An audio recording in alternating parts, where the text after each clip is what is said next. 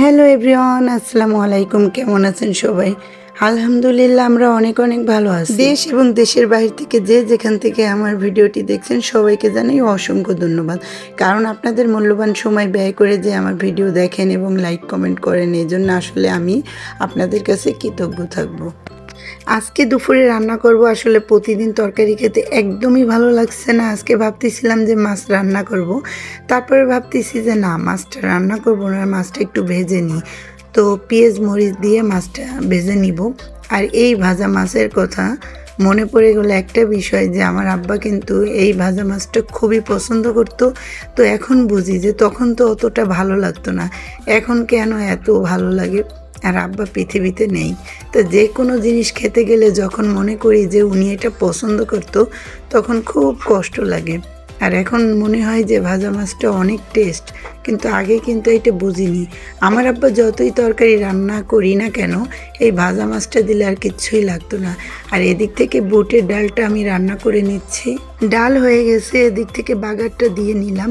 এটা কিন্তু মসুরির ডাল না, এখানে কিন্তু একটু টমেটো দিলে আরও ভালো লাগতো। আর ধনিয়া পাতাটা দিয়ে নিছি, তো টমেটো ঘরে নাই, এর জন্য আমি দিতে পারিনি। তো ধনিয়া পাতা দিয়েছি, তো অনেক টেস্ট হয়েছে।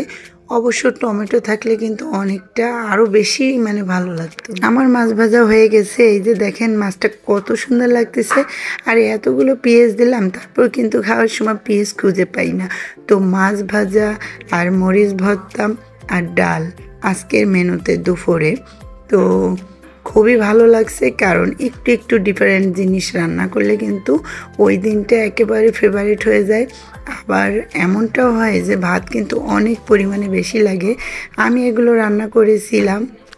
আমার পরের দিন একটা রিবন্ডিং আসছিল, তো আসলে অনেক সময় ভিডিও করতে পারি না, আবার অনেক সময় মনে থাকে না। এটার বেলাও মনে ছিল না ফার্স্টে আপনাদের দেখাবো, তো পরেরটা দেখালাম। তো যে আপুরা খুলনার ভিতরে আছেন, যদি কমে রিবন্ডিং করতে চান আমার সাথে যোগাযোগ করতে পারেন। অনেক অনেক কমে আপনাদের করে দিতে পারবো, ইনশাল্লাহ ভালো হবে।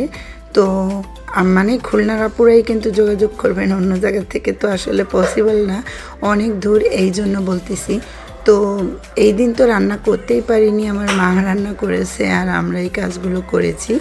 আর অনেক সময় মনে থাকে না, এই জন্য শেয়ার করতে পারি না। আর অনেকে তো আবার দিতেও চায় না ভিডিও। এই যে এখন সন্ধ্যা হয়েছে, আমার বাবু একটু দোকানে যাবে, চা পাতা নাই, একটু চা খেতে মন চাচ্ছে, তো চা পাতা নাই, চিনি নাই, এই জন্য এখন একটু বাইরে যাচ্ছে। আর আমি তো এখন বসে বসে একটু সময় কাটাচ্ছি। তো আজকের ব্লগটি আপনাদের কেমন লাগলো সবাই কিন্তু জানাবেন। আর কোন কোন জেলা থেকে আমার ভিডিওটি দেখছেন সবাই একটু জানালে ভালো লাগবে, যে কোথা থেকে আমার ভিডিও দেখছেন। আর এই যে আমার বাবু দেখেন, ওড়নাটা শুকে চলে গেল আমার ওড়না। তো সবাই ভালো থাকবেন, আল্লাহ হাফেজ।